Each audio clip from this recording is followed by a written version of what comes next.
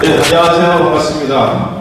오늘은 우리 한교안 전 국민의힘이죠. 그때 국민의힘 당 대표님 모시고 오늘 강연을 하게 됐습니다. 어제가 우리 강의 시간인데, 여러분도 아시겠지만 국민의힘 후보 토론회가 어제 우리 강의 시간을 겹치다 보니까 하루 좀 연기해서 오늘 이렇게 하게 됐습니다. 이 점 양해 좀 부탁드리겠습니다. 또 반면에 우리 한교안 우리 지금 국민의힘 후보 대선 후보로서 지금 이제 4강전에 이제 돌입했는데 오늘 내일 투표하는 날이거든요. 우리 한교안 우리 후보님께서도 아주 귀한 시간 내주셔가지고 오셨으니까 어떻게 보면 쌤쌤입니다, 쌤쌤. 예. 여러분도 잘 아시겠지만 우리가 한 2년 전인가 우리 한교안 대표님을 여기가 아니라 우리 큰 대강당에서 한번 모셨던 기억이 납니다. 그때 우리 학생 여러분뿐만 아니라 주변에 계신 많은 사람들 오셔가지고 그 대강당을 꽉 채워주셨어요. 제가 기억나는 게 그때 우리 한교안 대표님이 당 대표 시절인데 그때 머리가 조금 길었었거든요. 살짝 삭발했다가 살짝 길어가지고 상당히 상남자 역할 얼굴을 하셨는데 그때 색소폰을 이렇게 직접 연주하신 거를 영상으로 여러분한테 보여줬던 그런 기억이 납니다. 오늘 우리 한교안 대표님께서는 여러분들께 행동하는 정의, 한교왕 이렇게 해가지고 이 제목으로 여러분들께 한 1시간가량 강연을 하도록 하겠습니다. 자, 우리 한교안 우리 후보님 앞으로 나오시죠. 예. 강의하실 때는 요 마이크 저기 말씀 좀 예, 알겠습니다. 예. 좋은 강의 부탁드리겠습니다. 예, 감사합니다. 어디를 보고 얘기할까요? 질문을 딱 주시면서. 예. 여러분 안녕하십니까? 저는 이 학교에 2년 만에 오는데 여러분들 학교 생활이 요즘 어떤지 좀 궁금하기도 합니다. 코로나 때문에 좀 정상적인 캠퍼스 생활이 어려울 것 같습니다. 안타깝고 다시 오지 않는 시기인데 나름대로 여러분들이 또 새로운 온라인 캠퍼스 활동을 잘 하시기를 바랍니다. 제가 오늘 말씀드릴 것은 모두 정치대학원 학생들이니까 정치 얘기를 좀 하려고 합니다. 두 가지 방법으로 얘기 가능하죠. 내 실패를 얘기할 수도 있고 또 성공을 얘기할 수도 있는데 그동안은 제가 실패에 대한 얘기를 많이 했습니다. 오늘은 성공에 대한 이야기를 하겠습니다. 그런데 제가 얘기하는 것은 제가 자랑하려고 하는 것은 아니고 이렇게 하면 경우에 따라서는 잘 될 수 있다. 성공할 수 있는 길이 있다. 또 평가를 받을 수 있는 길이 있다. 이런 얘기를 하는 차원에서 제가 시간 되는 범위 안에서 좀 편안하게 자유롭게 이렇게 이야기를 좀 하도록 하겠습니다. PPT를 좀 먼저 볼까요? 예. 환경의 장점 해가지고 첫 번째 줄에 그랜드 슬램이라고 하는 것이 나오죠.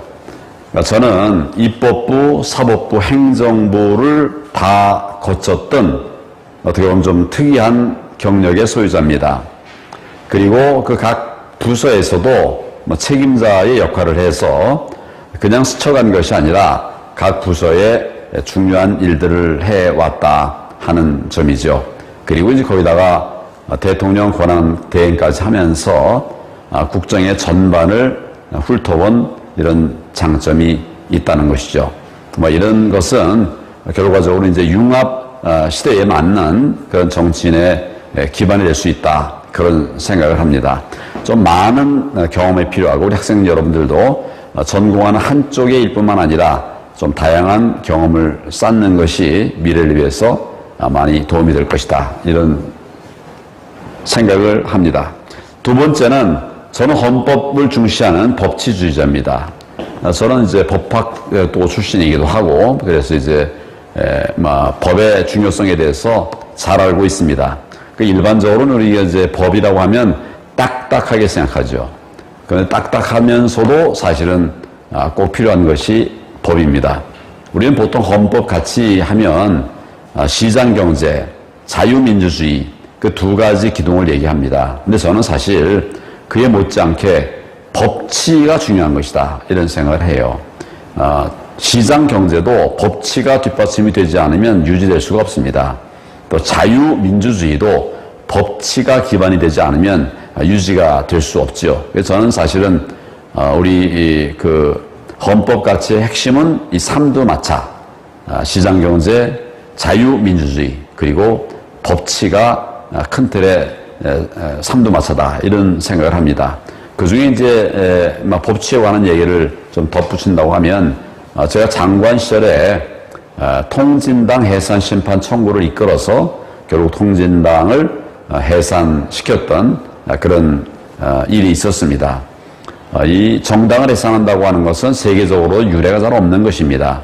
독일에 이제 2번, 3번, 작게 말하면 3번, 또 크게 말하면 2번의 정당 해산 심판 결정이 있었는데, 어떻게 보면 굉장히 어려운 일인데, 저희를 우리가 2014년, 5년 이때 이제 그 헌법재판소에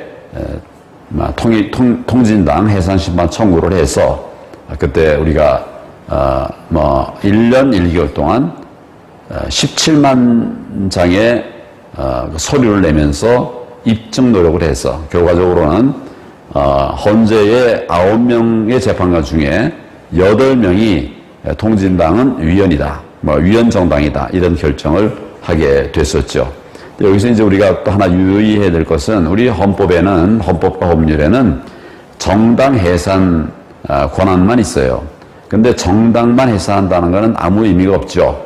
실체가 의원입니다. 국회의원들.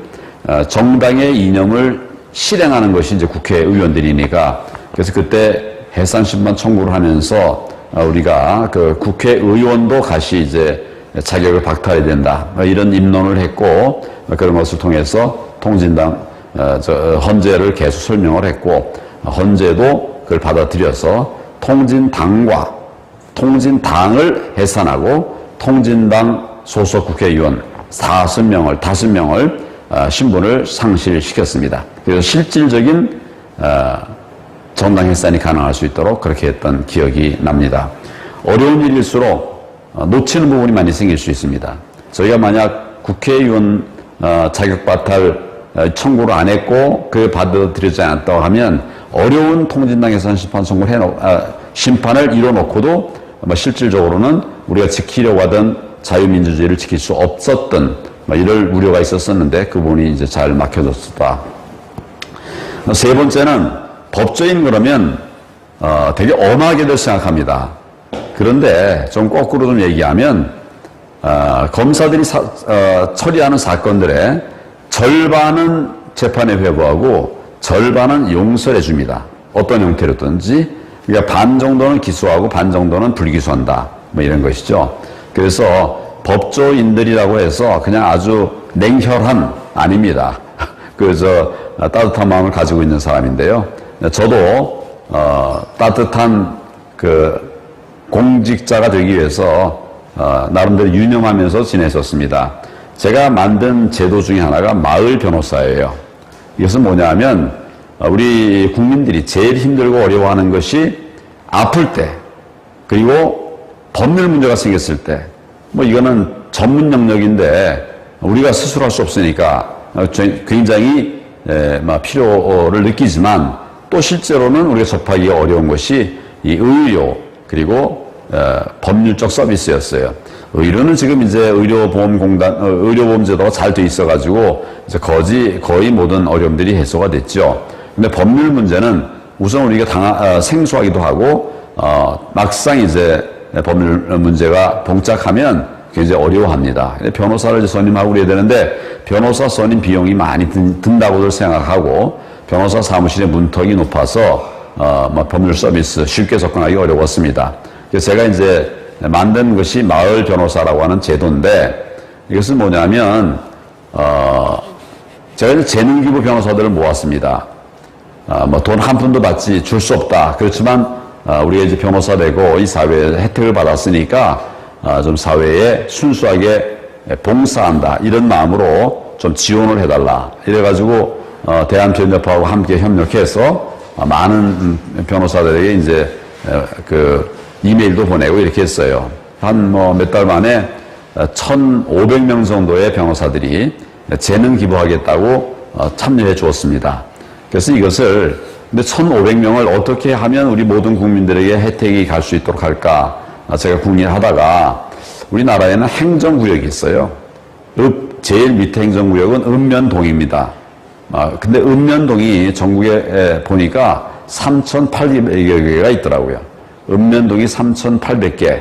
그 읍면동에다가 변호사를 한 사람씩 자문 변호사처럼 이렇게 배치를 하면 그러면 그 읍면동의 사람들이 도움이 되지 않겠나, 도움을 받을 수 있겠다 이렇게 해서 이제 이 작업을 시작한 거죠. 근데 실제로 이제 변호사들 쭉 모아보니까 한 1,500명, 변호사들 1,500명 모으는 것도 쉬운 게 아니죠. 그것도 그냥 모은 게 아니라 봉사활동 할 사람, 돈 안 받고 봉사활동 할 사람을 찾으니까 쉽지 않았죠.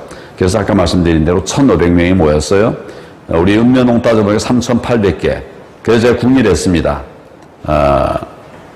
동은 이 도시 안에 있는 거죠. 그러니까 변호사들에게 접근하기가 훨씬 쉽습니다. 또 경제적으로도 여유가 있고 조금 낮고. 그래서 동은 빼고 읍면에 모든 마을 따져보니까 1,412개가 있었어요. 그래서 모집된 1,500명을 그 1,400개 마을에 다 배치를 했습니다. 그래서 그때 이름 붙인 게 마을 변호사. 그래서 그 마을에서 생기는 법률 문제에 대해서는 이 변호사들이 1차적으로 도와주도록 이렇게 했습니다. 그러니까 돈도 한 푼 안 들고 또 변호사들은 이 사회에 기여했다고 하는 이런 자긍심을 갖게 되는 윈윈의 시스템인데 굉장히 반응이 좋았고 제가 이거 시작한 지가 2013년 벌써 한 7, 8년 됐는데 지금도 아직 남아 있습니다. 우리 인터넷에 마을 변호사 이렇게 쳐보면 마을 변호사들의 활동이 인터넷에 올라와 있는 이런 경우들도 있습니다. 네 번째 결기라고 되어 있는데 제가 이제 당 대표로서 그 민주당이 정말 민주당답지 않은 그런 정치 행태를 하기에 제가 그것을 이제 막아내기 위해서 단식을 했습니다. 여기 나라와 국민을 위해서 목숨을 바치겠다는 의지를 표현한 것이다. 이렇게 얘기했습니다만은 저건 잘 표현한 거고 제가 단식을 하게 될 때 왜 단식을 했는가 하면 쥐소미아라는 걸 여러분 아실 거예요. 쥐소미아라고 하는 거는 한미 그 정보연합이죠. 한미 동맹 협약. 그런데 이거는 한일 정보 협정이죠. 한일 간의 정보를 공유하는 거예요. 안보 군사 정보를 공유하는 거죠. 그런 면에서는 이제 한일 관계인 것 같지만 사실은 미국이 같이 한 협약입니다. 미국이 같이 우리 안보를 지키기 위해서 한국과 일본이 서로 협력을 하도록 하자. 이렇게 해서 사실상은 3자 협약이에요. 그래서 이것이 안보 영역에서의 정보 협력이지만 또 따지고 보면 동맹의 협력이기도 합니다. 그런 측면에서 굉장히 의미가 큽니다. 안보뿐만 아니라 이것 때문에 미국과의 관계를 유지하기가 훨씬 더 수월해질 수 있고 또 사실상 이제 일본과도 안보 협력하는 것은 꼭 필요한 것이니까 굉장히 중요한 부분인데 이것을 이제 문재인 정권이 이제 약정 기간이 지나니까 이거를 끝내려고 했습니다. 바꿔 말하면 쥐소미아를 폐기하려고 한 거죠. 그것하고 그래서 안 된다고 저는 생각을 했습니다. 그리고 아마 그냥 놔뒀으면 실제로 문재인 정권이 쥐소미아를 기간 연장을 이유로 해서 폐지시켜 버렸을 거예요. 그리고 이제 그 당시 한창 우리가 투쟁하고 있던 반민주 악법들, 선거법을 유권자가 투표하는 사람이 누군지도 알 수 없게 만드는 이런 악법이죠.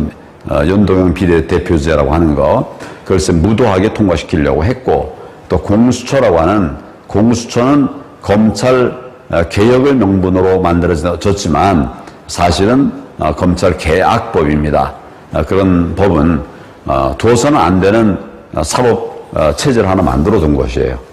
이제 두 악법들을 통과시키려고 하기 때문에 제가 사실은 이제 많은 민주당에 촉구도 많이 하고 또 당 대표에게도 제가 여러 차례 요청도 했고 또 우리 당 차원에서도 강력하게 투쟁을 했지만은 뭐 그냥 그 길을 가고 있길래 제가 마지막 수단으로 단식을 했고, 단식 3일 만에 지소미아 폐기 결정을 유예하기로, 말은 그렇게 했지만 실제로 이제 그냥 지속하기로 그렇게 결정을 했었습니다. 사실은 이제 어떻게 보면 극단적인 결정이죠. 뭐 그런데 나라가 너무 어려워지고 무너져가는 모습이 눈앞에 보이기 때문에 저렇게 할 수밖에 없었다. 그렇게 그런 결단을 내렸던 것을 말씀을 드립니다. 5번째 정직인데 뭐 깨끗한 성품이라고 누가 좀 굉장히 예쁘게 잘 써놨는데요. 하여튼 우리 공직자, 지도자는 깨끗해야 한다고 생각합니다. 부패에 물들어서는 안 된다고 생각합니다. 지금 이제 이재명의 대장동 게이트가 터졌죠. 리더들이 이런 사회는 오래 갈 수 없습니다. 여러분 여기 선진국들을 보면 다 리더들이 깨끗합니다. 부패 전혀 없을 수는 없지만은 대체로 전반적으로 깨끗합니다. 그리고 이제 후진국일수록 리더들이 법도 마음대로 어기고 축제도 하고 이렇게 이제 하지요. 저희는 이제는 선진국 중에 선진국으로 올라가야 되는 그런 어떻게 보면 사명이 있다고 그럴까요? 또 그것이 우리 꿈 아니겠습니까? 그런데 여전히 지금도 정치권, 특히 이제 정치권이 국민들로부터 신뢰를 받지 못하고 있어요. 그 중에 하나가 이제 정직하지 못하고 거짓말을 많이 한다, 내로남불한다, 남 탓한다, 이런 좋지 못한 것들을 이제 보이고 있는데, 저는 정치를 하지만은 그러나 깨끗한 정치, 또 거짓말하지 않는 정직한 정치를 하기 위해서 노력을 해왔다. 아직 부족합니다, 많이.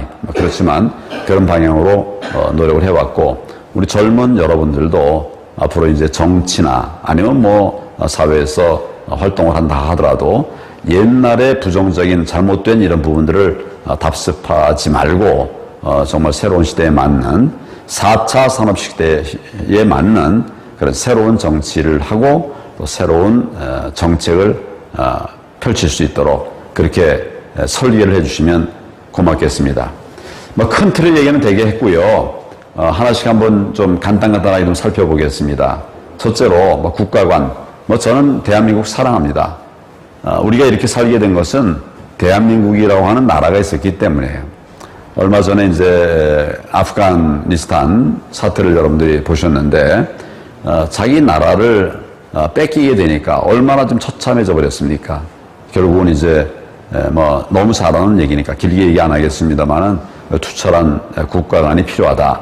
아주 고리타분한 말 같지만 그러면서 사실은 진리입니다. 그래서 저는 나름대로 확고한 국가관을 가지고 살아왔습니다. 그 행동 결과가 이제 예를 들면 통진나 아까 말씀을 드렸기 때문에 이런 것이죠. 한번 다음 페이지 보겠습니다. 두 번째는 역량. 제가 입법, 사법, 행정의 3부에서 책임 있는 역할을 했다. 이런 얘기를 이제 말씀을 드렸습니다만은 한 영역에서 잘하는 것도 중요합니다. 그런 것이 아마 일반적이겠죠. 그러나 기회가 있으면 융합이나 통섭이나 이런 좀 넓은 영역에서 일을 하는 것도 크게 의미가 있다. 이런 생각을 합니다. 제가 한 일에 대해서는 역량 있는 준비된 인물, 대통령 권한대행했다. 또 입법사법 행정, 사방의 일 프로젝트라고 하는 것은 그 밑에 먼저 간단하게 서해 침범의 중국 어선 단속을 강화시킨 사람이다. 이건 잘 모르시는 일들인데, 중국 배들이 우리나라 서해를 침범을 해서 우리의 어민들이 잡을 물고기들을 잡아가는 거예요. 그게 이제 심해지니까 나중에 임진강까지 따라 들어와서 임진강에 있는 물고기까지 잡아가는 거예요. 근데 이제 경찰이 대응을 제대로 잘 못하고, 또 어민들은 어민들대로 자기들끼리 이제 자율권을 행사하려고 하지만 아주 무도하게 이제 중국 배들이 이렇게 어획물을 탈취해 가니까 굉장히 우리 어민들이 힘들어 하셨습니다. 제가 이제 이런 보고를 듣고 별도의 특별한 부대를 만들었습니다. 그래서 그 경찰과 군이 함께하는 이런 그 해양 경비단을 만들어서 중국 어선들, 불법 어선들을 축출해내기 시작했습니다. 먼저는 임진강에서 쫓아냈고, 그 다음에 우리 이제 해상 경계선이 있으니까 경계선으로 들어오는 것을 막아냈습니다. 대개 이제 이 중국 어선들은 한번 막아내면 나가지만, 물러나지만 다시 또 옵니다.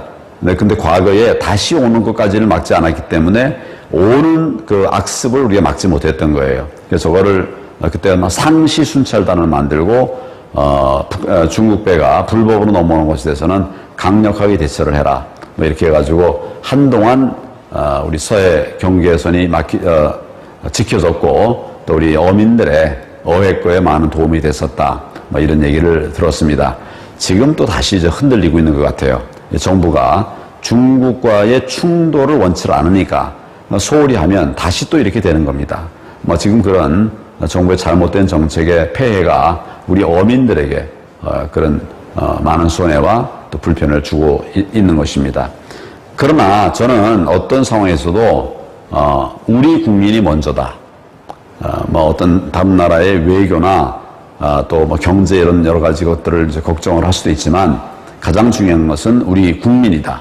국민의 삶이고 국민의 안전이다. 이런 관점에서 제가 그 서해 침범 중국 어선에 대해서 강력한 단속을 했고, 지금 좀 무너졌습니다만은 뭐 우리가 정권을 회복한 뒤에 반드시 다 그런 문제까지도 고쳐 나가겠다는 말씀을 드립니다. 세 번째가 사방의 길 프로젝트인데 뭐 이건 다 처음 들어보신 얘기일 것 같아서 제가 잠깐 좀 설명을 드리겠습니다. 제가 대통령 권한대행 시절에 2007년 1월이죠. 2007년 1월. 이제 매년 신년이 되면 신년 할애회를 하죠. 신년 인사회를 하죠. 과학기술인 신년 인사회에 제 초청을 받아서 가서 축사도 하고 그분들하고 대화를 하다 보니까 과학기술인인데 지금 우리 경제가 너무 힘들다, 어렵다, 이런 얘기를 하시는 거예요. 그래서 우리 경제가 사면초가다, 이런 말씀들을 하더라고요. 그래서 제가 참 마음이 아팠습니다. 그 대통령 유고 상태에서 또 이렇게 과학기술인까지 우리 경제를 걱정하는 이런 모습을 보면서 제가 문득 떠오른 것이 이 프로젝트입니다. 사방의 길 프로젝트. 이게 뭐냐면 사면초가지만, 우리 경제가 사면초가지만 그 사면에는 빈틈들이 있다, 구멍들이 있다, 돌파구가 있다, 이런 생각을 했어요. 그래서 거꾸로 사면초가에서 사방의 길을 찾자. 그게 이 사방의 길 프로젝트라고 하는 겁니다. 제가 그때 생각했던 틈새, 길, 그건 뭐냐면 처음에는 넓은 길, 우리가 해외에서 답을 찾자.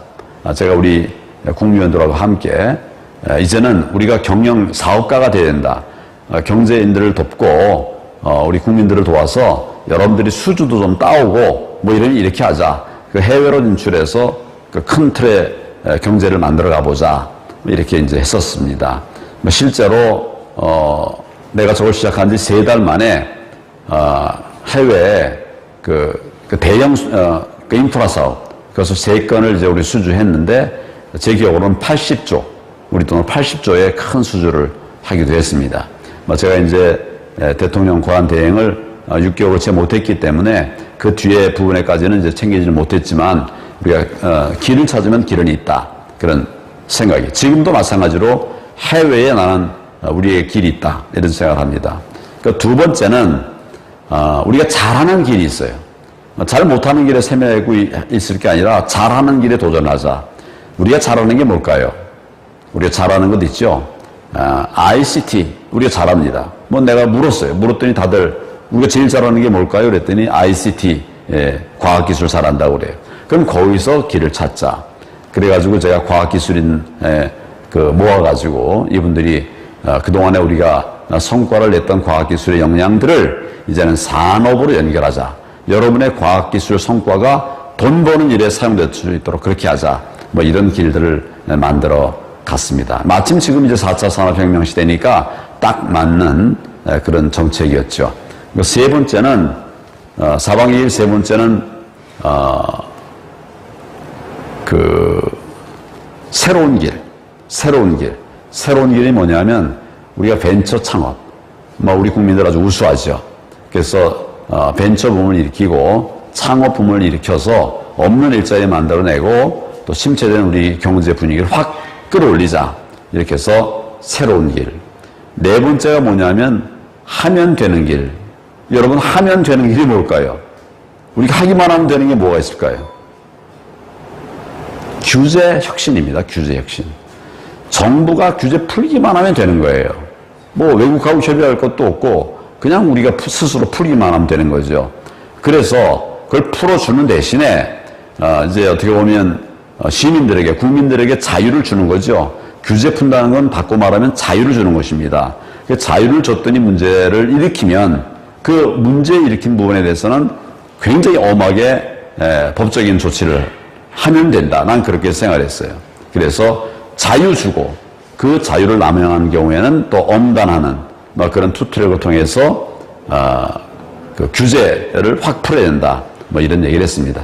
그래서 그 네 사방의 길이 있다고 하는 그런 메시지를 제가 국민들에게 던지고 또 우리 국무위원들에게도 계속 강조하면서 꼭 우리가 경제와 민생을 살려내자 이런 노력을 했는데 실제로 제가 퇴임한 뒤에 2017년 6월 달에 신동하죠? 신동한데 거기서 이제 이렇게 제가 대행으로 있었던 그 기간 동안에 평가를 한 게 있어요.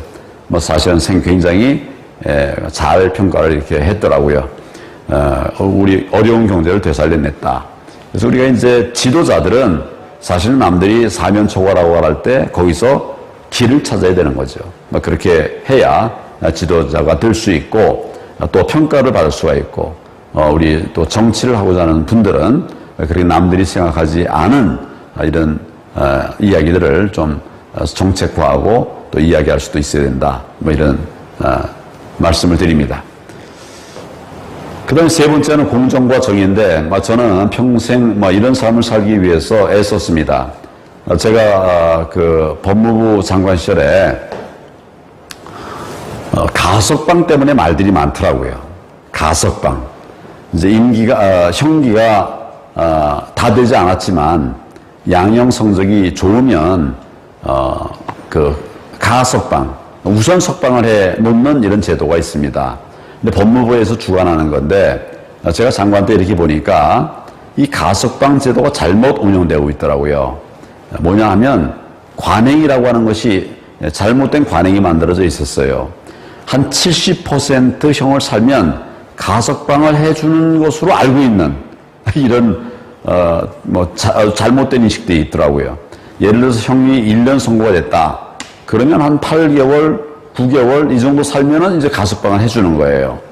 그리고 이제 그 가석방 된 뒤에 그 가석방 기간이 다 지나면 형 집행을 안 하는 거죠. 그런 게 이제 가석방 제도죠. 그런데 제가 이제 이렇게 현장에서 본 문제는 뭐냐면 본래 1년 형이 선고가 되면 1년형을 사는 게 원칙입니다. 그래야 이 전체적인 질서가 유지가 되는 거거든요. 1년형이 선고가 됐으면 특별한 사정이 없으면 1년을 복역하는 것이 원칙입니다. 그런데 교정 공무원들도 그렇고 또 재소자들도 그렇고 70%를 살면 형을 다 산 걸로 알고 있어요. 그리고 나중에 그걸 또 권리로 또 생각을 하고 있어요. 예를 들어서 내가 지금 80% 살았는데 왜 나를 가석방 안 해주느냐 이런 청탁이 들어오고 그러더라고요. 법무부 장관에게 그런 청탁이 들어와요. 백 입고 있는 사람들이 이제 그리 하는 거죠. 그러나 저는 그건 공정하지 않다. 1년이면 1년 다 사는 게 원칙이다. 어떤 사람은 7%만 70%만 보역하면 나가고 어떤 사람은 또 그렇게 안 되고 이거는 맞지 않는 얘기다. 그래서 제가 좀 고집스럽게 가석방에 대해서 아주 엄격한 기준을 적용했습니다. 특별한 사정이 있는 거 아니면 형기를 다 채운다. 특별히 사회적 무리를 일으킨 범죄에 대해서는 원칙적으로 가석방 없다. 이렇게 했습니다. 그리고 또 거꾸로 그런 사회적 무리를 일으킨 범죄가 아닌 일반 범죄 중에서는 70%를 안 채웠어도 가석방을 과감하게 활용을 해라. 제가 뭐 그런 원칙을 세워서 집행을 했습니다. 뭐 시간이 지났는데도 뭐 압력이 많이 들어오더라고요. 이 사람은 좀 봐주라. 뭐 지금 70%면 되는데 80%, 90% 살지 않았냐. 지금 남은 게 한 달밖에 안 남았다. 뭐 별별 얘기를 다 하면서 좀 조기 가석방을 자꾸 이제 이렇게 부탁을 했지만 뭐 제 기억에는 막 거의가 아니라 하나도 들어준 게 없습니다. 그러지 않으면 법이 흔들려요. 뭐 그래서 이제 여러 이제 말도 들었지만 나중에는 이제 우리 재소자도 이거 100% 다 써야 되는 거구나. 내가 정말 잘해야지나 혜택이 오는구나. 뭐 이런 생각을 하게 됐고 또 우리 법 집행의 신뢰성을 높일 수가 있었다 하는 것입니다. 인사를 공정하게 했다 하는 얘기는 뭐 인사를 공정하게 해서 잡음이 없었다 하는 그런 얘기인데요. 넘어가겠습니다. 용기. 문재인 정권의 폭정을 막아낼 유일한 인물. 목숨 걸고 싸우는 결기를 보여줬다. 이 평가고 패스트 트랙 투쟁 과정의 시민 구하기. 이거 이 얘기입니다. 이제 패스트 트랙을 통과시키려고 하니까 우리가 이제 민주당과 함께하던 소위 4+1 연합체라고 하는 협의체, 4+1 협의체라고 하는 정의당이니 뭐 이런 게 이제 똘똘 뭉쳐가지고 패스트 트랙을 통과시키려고 했죠. 그래서 이제 우리 당만 가지고서는 이게 안 되니까 제가 우리 당을 지지하는 이런 세력들 좀 함께 힘을 합하자 그랬습니다. 그래가지고 많은 시민들이 왔어요. 선거법 또 공수처법 통과시키려고 할 때 그걸 막기 위해서 우리는 우리대로 국회 안에서 싸웠고 그래서 이제 밖에 외곽에서는 우리 세력이 또 필요하니까 우리 우파 시민들을 좀 오시라고 그래 초청을 했습니다. 그래서 실제로 이제 많은 분들이 저게 아마 12월 경으로 기억이 됩니다. 11월, 12월 이때 경으로 기억되는데 많은 분들이 모였어요. 모여가지고 이제 뭐라고 그럴까요? 우리하고 합류하려고 그러니까 경찰과 이제 국회 사무처에서 정문을 막았습니다. 그렇게 막으니까 또 우리 우파 시민들은 왜 우리 국회에 우리를 못 들어가게 하느냐 항의를 했어요. 그래가지고 이게 충돌이 생기고 그렇게 됐습니다. 못 들어오는 거를 우리 의원들 내보내서 경찰을 설득하고 이렇게 해가지고 이제 열었습니다. 반강제로 열었습니다. 그래가지고 이제 많은 분들이 들어왔는데 이분들이 이제 그 사이에 흥분해가지고 몇 시간 동안 이제 경찰과 싸우다 보니까 흥분해가지고 저희는 이제 국회의사당 앞에 있는 잔디 광장에서 집회를 하려고 그랬는데 이분들은 그냥 밀고 올라가가지고 국회 본관 건물 안으로 들어가려고 그랬어요. 근데 경찰이 그걸 막고 이제 대치가 시작됐죠. 그래가지고 본래 우리 집회는 아마 내 기억엔 오전 10시, 11시 이때 이제 하기로 했고 또 그런 이제 진행을 했는데 그것이 끝나고 나서도 우리 애국 시민들이 돌아가지 않았습니다. 그리고 국회의사당을 둘러싸고 계속 시위 형성을 했어요. 뭐 이런 것이 이제 경찰에서는 계속 해산하라고 통보를 했고 이렇게 했는데 밤 9시 뭐 이렇게 되도록 이제 해산되지 않고 그러는 거예요. 경찰이 이제 집시법에 따라 가지고 해산 명령을 우선 내리고 뭐 해산 명령을 뭐 3번, 4번 이렇게 내려도 해산하지 않으니까 경찰이 이제 방송하기를 자 지금부터 그러면 체포에 들어간다, 연행하겠다 이런 얘기를 했어요. 이건 이제 마지막 조치거든요. 그리고 첫 번째까지는 이제 제가 조금 이제 기다려봤는데 아무래도 이게 좀 불안한 상태였어요. 그러다가 두 번째 경고 방송에 나왔어요. 시간은 9시가 넘었고 그런 상황에서 제 판단에는 이제 잘못하면 연행 작전이 시작되겠다 싶어서 뭐 이런 거 저런 거 다른 거 조치할 시간이 안 되고 그래서 제가 이제 밖으로 뛰어나갔습니다. 나가가지고 경찰 책임자를 찾아서 내가 안전하게 이분들 돌아가도록 할 테니까 안전 귀가를 보장해라. 뭐 이렇게 이제 요청을 했고 경찰도 뭐 제가 강력하게 얘기를 하니까 안전하게 귀가하면 문제 안 삼도록 하겠다. 뭐 이렇게 약속을 했습니다. 그래서 가보니까 우리 시민들에게 가보니까 한 10명, 15명씩 이렇게 쪼개놨어요. 거기에 뭐 한 150명 모여 있었는데 그 사람들을 이제 10명, 15명씩 이렇게 나누어서 경찰이 딱 이렇게 둘러싸고 있는 겁니다. 바꿔 말하면 이제 연행을 할 준비를 하고 있는 거죠. 뭐 그런 상태였어요. 그래서 제가 가서 이런 상황을 보고서는 이제 경찰을 설득하고 내가 안전하게 다 이렇게 귀가하게 할 테니까 나한테 맡겨라. 이래가지고 이제 내가 그 시민들에게 설득을 했어요. 지금 이렇게 더 하게 되면 이제는 마지막 단계인 것 같다. 연행을 할 텐데 연행하게 되면 일단 한번 연행하게 되면 48시간을 이제 일단은 구속 상태가 되죠. 그거는 이제 어떻게 보면 극단적인 상황이 되니까 이 정도 우리의 뜻을 밝히면 됐다. 설득해서 갑시다. 내가 안내하겠다. 이렇게 해가지고 이제 그분들을 이제 모아봤어요. 모아서 내려왔습니다. 그 이제 모여있을 때는 5명, 10명, 15명 이 정도 모여있었는데 다 해보니까 뭐 한 150명 아까 말씀드린 대로 그 정도가 이제 거기 있었습니다. 이분들하고 같이 쭉 그 정문을 향해서 나오는데 경찰은 옆에 막 이렇게 도열해 있고 혹시라도 또 다른 충돌이 생길까 걱정을 많이 했습니다만은 다행히 우리 시민들이 평온하게 잘 저를 따라와서 다 이렇게 안전 귀가할 수가 있었습니다.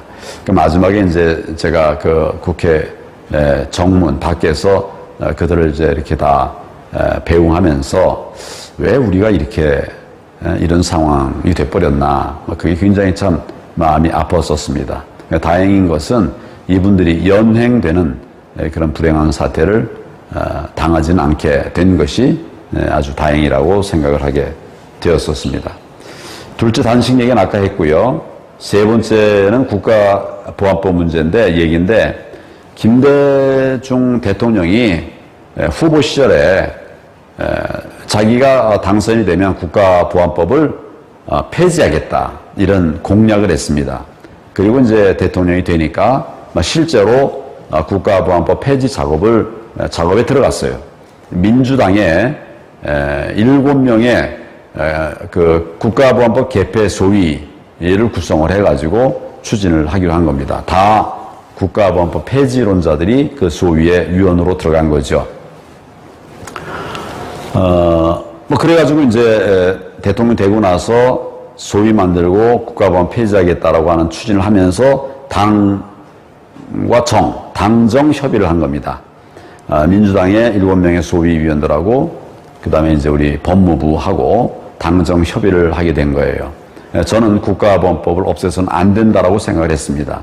뭐 그래서 법무부의 주무과, 내가 그때 검찰의 주무과장이었는데 법무부 주무과와 함께 협력해서 민주당의 개폐 소위 위원들하고 제 기억에 매주 한 번씩 만나서 토론을 했습니다.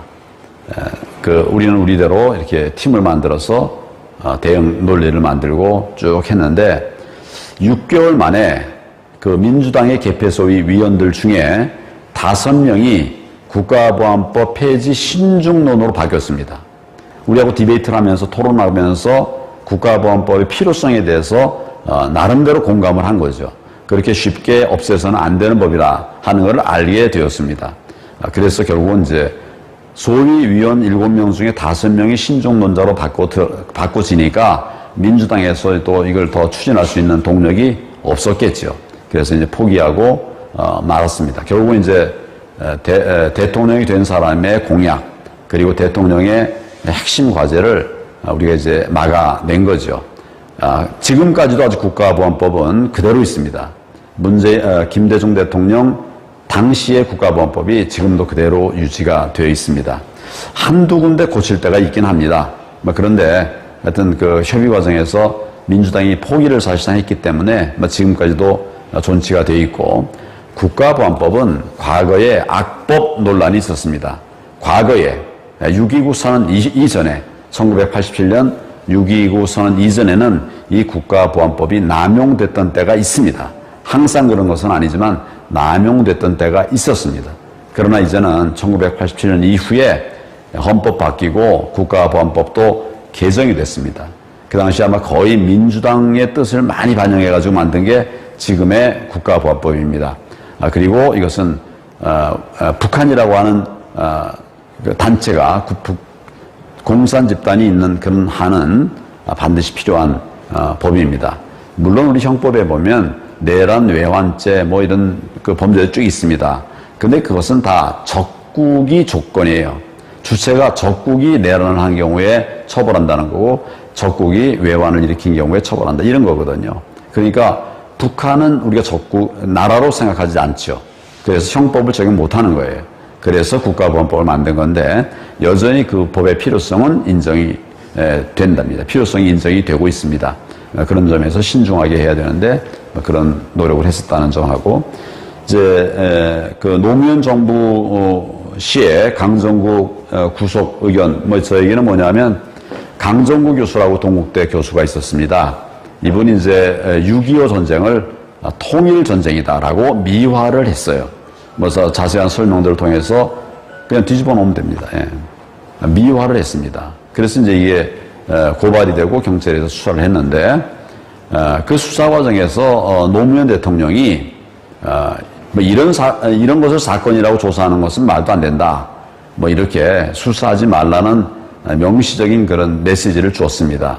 뭐 그러나 이제 우리 공안 부가 중심이 된 검찰에서는 조사는 철저하게 해봐야 된다. 이렇게 해서 대통령의 그런 이야기에도 불구하고 철저하게 조사를 했어요. 조사 결과, 수사 결과는 뭐 이것은 구속사안이다. 명백한 구속사안이다. 뭐 이런 판단을 내렸습니다. 그래서 제가 그 당시 이제 서울중앙지검 제2차장으로서 이 팀을 지휘하고 있었는데 검사들의 그런 의견을 받고 또 나도 뜻을 같이 했습니다. 그래서 검찰총장에게 그 건의를 했고 그래서 이제 검찰총장이 우리하고 생각이 같았어요. 뭐 내가 건의한 것에 대해서 전적으로 동의했습니다. 뭐 그런데 이제 대통령이 그런 말을 해놨으니까 법무부에 보고를 했죠.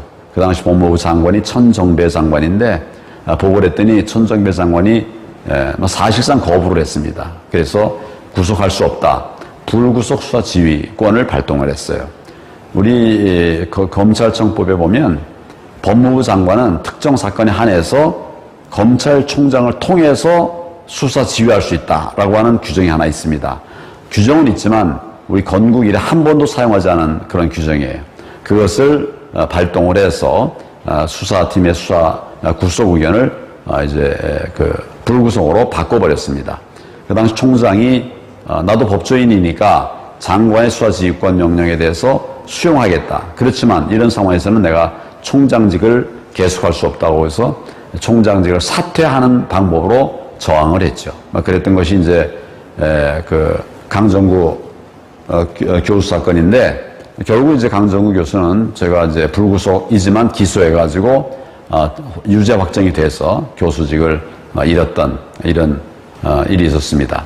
제가 지금 말씀드리는 것은 우리 사회에 최근에 일어났던 여러 가지 안보 측면에 또는 보안 측면에 그런 이야기들의 예를 드리면서 제가 이것을 정치인으로서 지금까지 지키고 나가는 그런 백그라운드 또 모멘텀이 되고 있다 하는 점을 말씀을 드린 겁니다. 이 가운데는 어려운 일도 많이 있었지만 변함없이 흔들림 없이 또 많은 공격에도 불구하고 지치지 않고 잘 견뎌내면 결과적으로 이런 결과들을 만들 수 있다. 그런 이야기를 또 정치학과 여러분들에게 참고로 말씀을 드렸습니다. 오늘 제가 40분 강의를 하게 돼 있는데 지금 40분 강의는 된 것 같고요. 혹시 여러분들에게 질의사항이 있으면 좀 듣도록 그렇게 하겠습니다.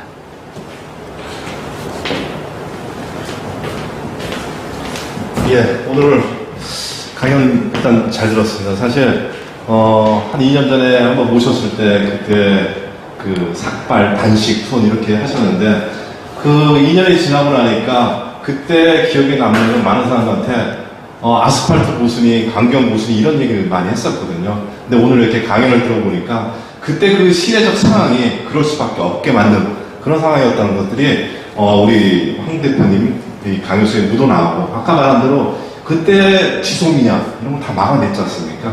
그러니까 나름대로 그때 그 시대적 조건에 맞게 아주 적절하게 이렇게 하시지 않았나 이런 생각이 듭니다.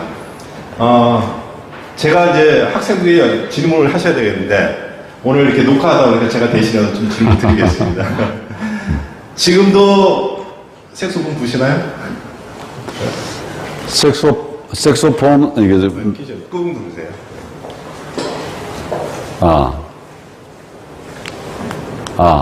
됐나요? 요걸 눌러야 되나? 네. 꾹 누르셔야 돼요.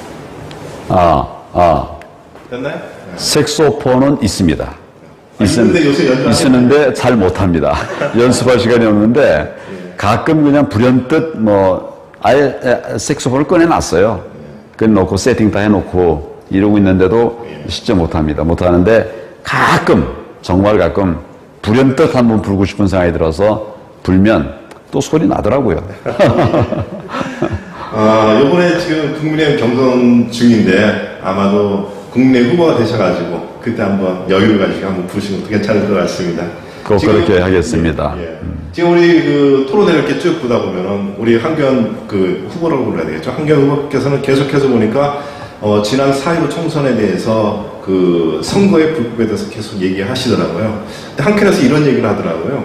4.15 총선을 그때 공천 문제 이런 것 들어서 사실 어떻게 보면 다 이긴 상을 놓쳤다 이런 얘기도 하는데 지금 황교안 후보가 그 얘기를 하는 부정선거 얘기를 하는 거는 그때 책임을 면하게 한 것이다 뭐 이런 얘기도 합니다. 요새 지금 TV에서 계속 토론하실 때 계속 주장하시는데 그걸 좀 자세하게 한번 좀 듣고 싶습니다.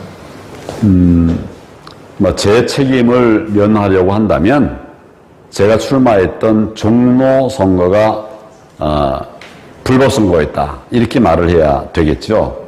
저는 제 이야기를 하는 것이 아닙니다. 자유민주주의를 지키기 위한 공정선거를 얘기하는 겁니다. 지난 6월 28일 4.15 부정선거에 대해서 굉장히 많은 그 선거 무효 소송이 들어왔습니다. 120몇 군데 이렇게 들어왔는데 그러려고 하면 이제 우선 재검표부터 해야 되는 거죠. 검표를 해야 이게 이제 문제가 있는가 여부에 대한 판단이 나오겠죠. 그래서 재검표를 요청을 했는데 재검표가 계속 미뤄졌었습니다. 미뤄지다가 지난 6월 28일 최초의 재검표가 인천 연수을에서 있었습니다. 그래가지고 이제 우리 대법관이 주관하고 그다음에 법원의 직원들이 나와서 실제적인 이제 작업을 한 거죠. 재검표를 한 거죠. 우리는 참관을 했습니다. 그 결과 이제 거기서 굉장히 많은 있을 수 없는 투표용지들이 나왔습니다. 그러니까 유권자가 투표를 하면서 집어넣은 투표용지라고 볼 수 없는, 도저히 그렇게 볼 수 없는 투표용지들이 많이 나왔습니다. 예를 들면 우리가 투표를 하러 가면 맨 처음에 이제 투표용지를 받습니다.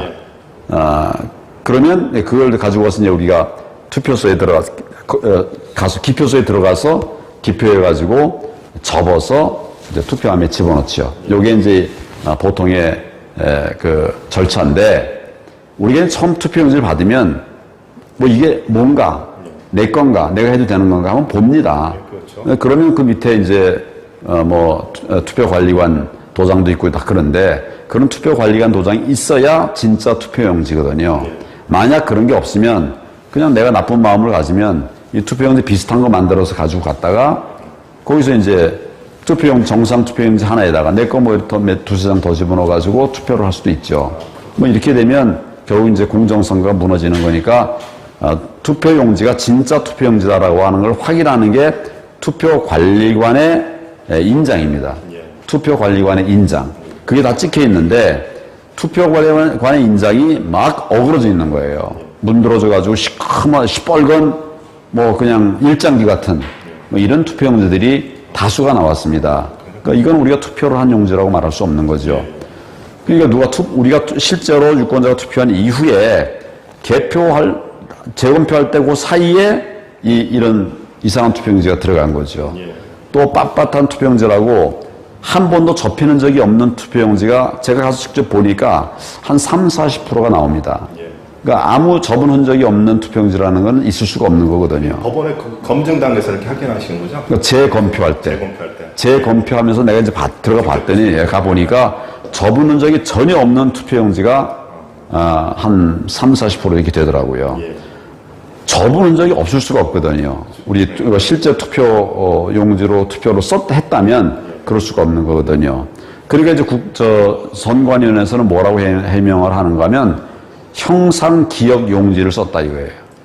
형상 기억. 네, 다시 원상이 회복되는 그런 용지를 특수 용지를 썼다는 겁니다. 그것도 다시 표지는 예. 뭐 그런 특수 용지를 썼다고 이렇게 아예 그냥 선관위 홈페이지를 통해서 이렇게 광고를 했습니다. 그런데 제가 조사해 보니까 세계 어디에도 형상 기억 용지는 없습니다. 오히려 철판은 복원이 되기도 합니다. 근데 종이는 뭐 그런 것이 없습니다. 종이는 뭐 이건 나무를 이제 잘라서 하는 거니까. 그래서 그리고 이제 더 이제 뭐 제가 말도 안 되는 거는 제가 30~40%는 빳빳하고 아무 접은 적이 없고 나머지 한 60~70%는 접은 것들이에요. 그러면 원상이 회복되려고 그러면 다 돼야지 어떤 거는 되고 어떤 건 안 된다. 이건 말도 안 되는 거죠. 그래서 이런 것을 보거나 또는 뭐 다른 여러 가지 이제 뭐 예를 들어서 유권자로 돼 있는 투표인 숫자보다도 개표 숫자가 더 많은 곳도 있고 이건 말도 안 되는 거죠. 그 다음에 관외 사전투표의 경우에 예를 들어서 바로 가면 한 50분 정도면 가는 거리에 있는 그런 투표소에서 투표를 했는데 이게 나중에 이제 결국 오기를 11시간 반 만에 도착하는 거예요. 뭐 전국을 막 돌아가지고 오는 거죠. 다른 뭐 선관위들 지나가지고 뭐 이런 거. 그 다음에 이제 관외 투표를 하게 되면 그 투표용지가 나중에 선관위로 다 모입니다. 그래서 선관위 주관하에 이제 개표를 해야 되니까 다 모이죠. 그럼 다 모일 때 관외 투표용지가 온 것을 접수한 선관위 직원들이 있어요. 그러니까 이 사람들이 내가 접수했다 이렇게 다 적거든요. 그 적은 이름들이 보니까 깨씨, 희씨, 뭐 흐씨 이런 것들이 나오는 거예요. 그 선관위 직원이라고 하는데 그러니까 일반 사람도 아니고 선관위 직원들이 그런 이름들이 나온 거죠. 그러니까 이건 뭐 추정컨대는 중국 사람들이 들어와서 이제 이걸 도와주면서 이런 실수를 했다. 뭐 이런 생각을 하는데, 그러니까 뭐 며칠 전에 이제 우리 하태경 의원이 제가 그런 부정선거의 증거들을 쭉 얘기를 했더니 자기 홈페이지에다가 뭐 쭉 이렇게 해가지고 내 말이 거짓말이다. 뭐 이렇게 이제 했어요. 그래서 제가 이제 그래 그럼 공개 토론을 해보자. 그랬더니 뭐 그런 것도 이제 안 하던데 그분들이 얘기하는 게 이게 깨씨가 어떻게 있냐 우리 선관위원 중에 그랬더니 그게 아니라 뭐 PDA인가 뭐 이렇게 해가지고 이제 받을 때 서명을 뭐 흘린대요. 그래서 이게 깨씨처럼 보인다는 거예요. 근데 깨씨로 수령되어 있는 사람들이 2,500 몇십 명이 됩니다. 어떻게 그렇게 이걸 일관되게 김씨를 깨씨로 씁니까? 그래서 제가 당신이 한번 써봐라. 어떻게 하면 이게 김씨가 깨씨로 써지나? 이게 말도 안 되는 얘기고요. 그러니까 이제 관리 자체도 이제 엉망으로 된 거죠. 사실 그 선거라는 게 민주주의 꽃인데. 그렇습니다. 그 선거를 불복한다는 게 그런 이미지 때문에 아마도 국민의힘에서는 그렇게 얘기하는 것 같기도 합니다. 그러니까 선거 불복은 안 된다. 저도 확실하게 그렇게 생각합니다. 선거 불복은 안 된다. 근데 부정선거에도 불복하면 안 되냐? 그건 전혀 다른 문제죠. 그렇죠. 불법 선거에 대해서는 저항해야 됩니다. 선거에 대해서는 불복하면 안 되지만 그건 정당한 선거의 경우의 얘기죠.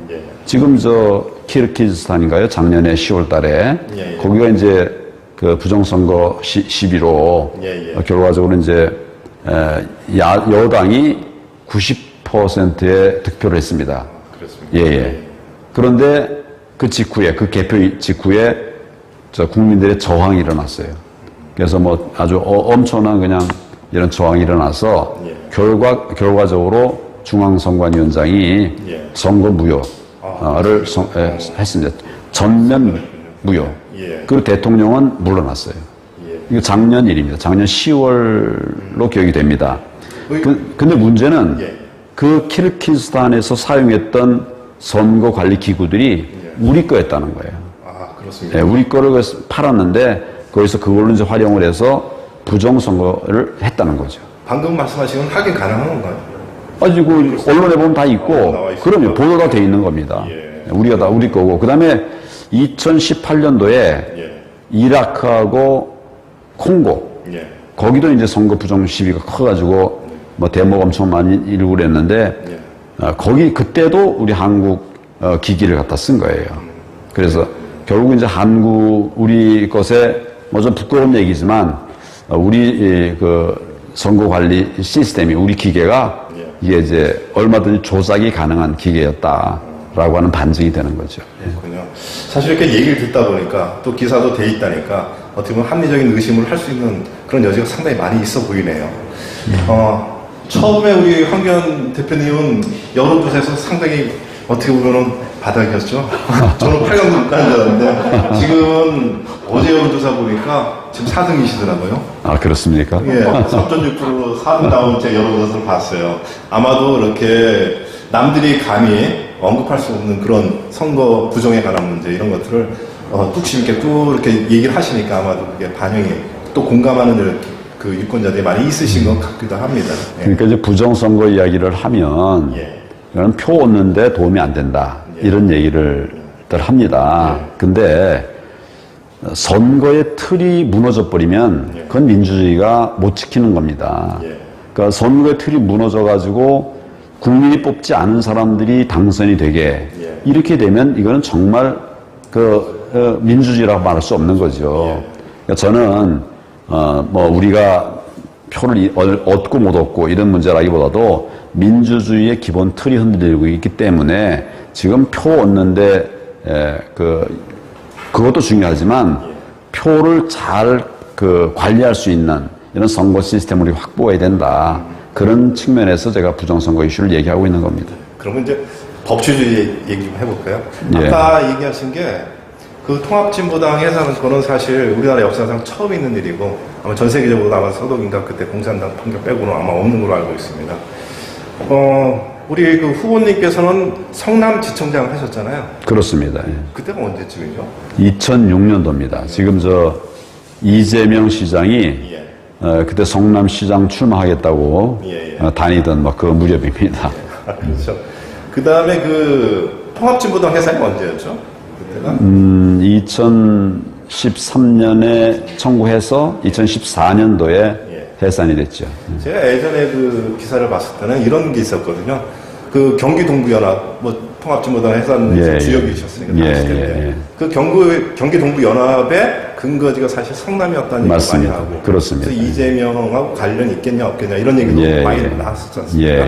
그럼 그때 그 어떻게 보면 주도를 하셨는데 그런 거 한번 궁금하더라고요. 어떤 관계였습니까 그때? 그 경기 동부연합하고 이재명.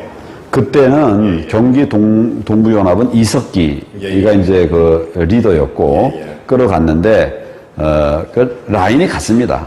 그러니까 이석기가 동부연합당에 들어갔는지 뭐 그거는 이재명 지사가 들어갔는지 그것은 뭐 확인이 안 됐지만 밀접한 관계는 분명합니다. 안 그 이석기 그분은 NL 계열 운동권인데, 이재명도 뭐 PD냐. 그 계열, PD 쪽 계열로 가야 됩니다. 그리고 우리 오늘 국민대 정치대학원은 학생들이 정치대학원생하고 학부생들이 있거든요. 한 100여 명이 듣고 계시는데 오늘 하나 빠뜨린 게 계십니다. 청년 공약이 지금 얘기하는 한번 해주시죠. 저는 우리 대한민국을 청년공화국으로 만들어야 된다 이런 생각을 합니다. 청년의 나라로 만들어야 된다 이런 생각을 하죠. 그 OECD의 36개 나라 중에 30대, 40대가 수반인 나라, 대통령 또는 국무총리가 30대, 40대 이하인 나라가 몇 개 정도나 될까요? 우리 학생 여러분 몇 명 정도로 생각이 됩니까? 36개 나라 중에 15개 나라가 대통령 또는 국무총리가 40대 이하입니다. 그런데 우리는 아직 아예 대통령을 40세 이상만 할 수 있도록 헌법에 못 박아 놓고 있죠. 이제는 우리가 선진국에 있고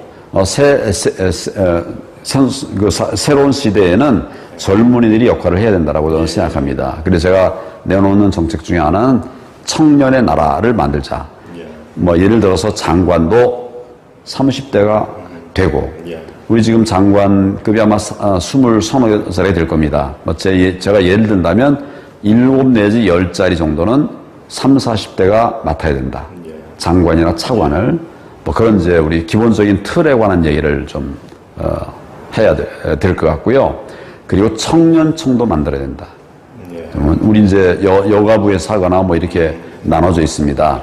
근데 이 부분을 이제 청년청으로 통합해서 이제 청년들을 이제 끌어가는 이런 시스템이 이제 필요하다. 젊은이들을 위한 그 부처가 지금 여가부가 이제 섞여 있는 것이라고 할 수 있는데 이제는 뭐 그분들이 우리나라의 큰 중요한 한 축을 맡아야 된다. 뭐 그런 생각에서 청년청을 만들어야 된다는 생각을 하고 있고 또 한 가지가 이제 우리 청년들이 사회에서 역할을 하기 위해서 노력을 많이 하는데 일을 시켜놓고 성과는 기성세대가 빼가는 이런 일들이 많이 있습니다. 그럼 제가 이제 그냥 하는 말로는 우리 청년들하고 하는 말로는 청년 등에 꼽힌 빨대를 뽑아버려야 된다. 예. 청년 등에게 빨대를 꼽아가지고 고생시키고 하고서는 성과는 다른 사람들이 차지하는 이런 이제 세상은 안 된다. 뭐 이런 생각을 합니다. 뭐 그런 부분들을 나중에 기회가 되면 뭐 좀 자세하게 말씀을 드리겠지만은 기본적으로는 이제는 청년들이 앞장서서 함께 가는 지금까지 뒤따라 왔는데 청년들이 앞장서서 가는 세상이 돼야 된다. 이런 생각을 합니다. 예, 감사합니다. 오늘 우리 한교안 그 후보님 모시고 이렇게 강연을 들어보니까 기존에는 사실 우리가 좀 딱딱하고 좀 강경 보수 같고 뭐 이랬는데 근데 막상 이렇게 또 얘기를 들어보니까 또 청년에 대한 그 관심과 배려도 상당히 많으신 것 같습니다. 요번에 우리 국민의힘에서 후보가 되시고 대통령이 되시면 국민대 오셔가지고 다시 한번 색소폰을 한번 불어보시겠습니까? 여러분들 한번 다시 만나러 오겠습니다. 예, 감사합니다. 오늘 이렇게 예. 강연 귀중한 시간 내주셔서 너무나 감사합니다. 예, 감사합니다. 예, 감사합니다.